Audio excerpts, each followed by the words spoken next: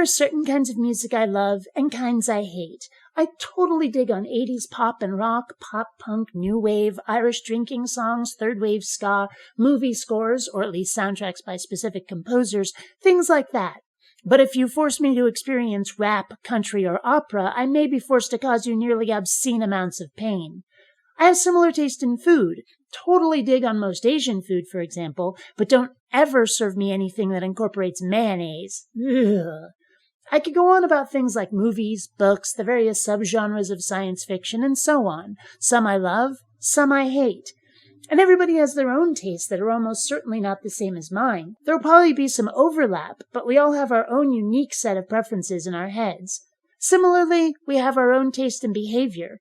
One person may say that lying is wrong, and most of us would agree, but the con artist has no problem with it.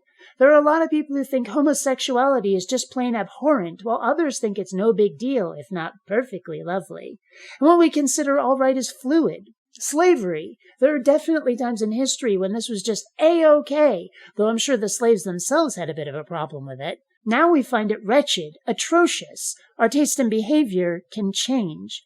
Much like preferences for music, food, and fiction, each person carries these preferences around in our own heads. There may be some overlap, but we all have our own unique set of preferences in our head.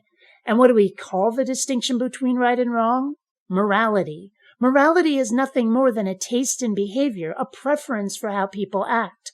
Some like to put morality up on a pedestal like it's more than that, and they're wrong to do it. Morality is as subjective as our favorite color, and the radically different preferences in how people behave that is so often culture-dependent, and how often it has changed over time should at least suggest this quite strongly, if not prove it outright.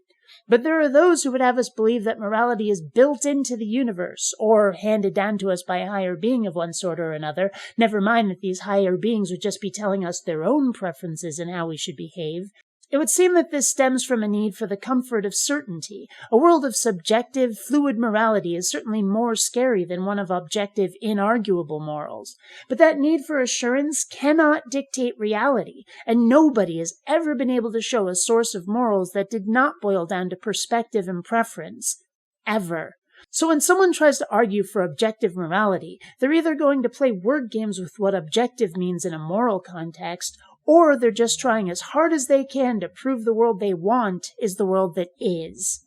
Until next time, fellow space travelers, this is Bionic Dance saying don't run on automatic. Instead, please think.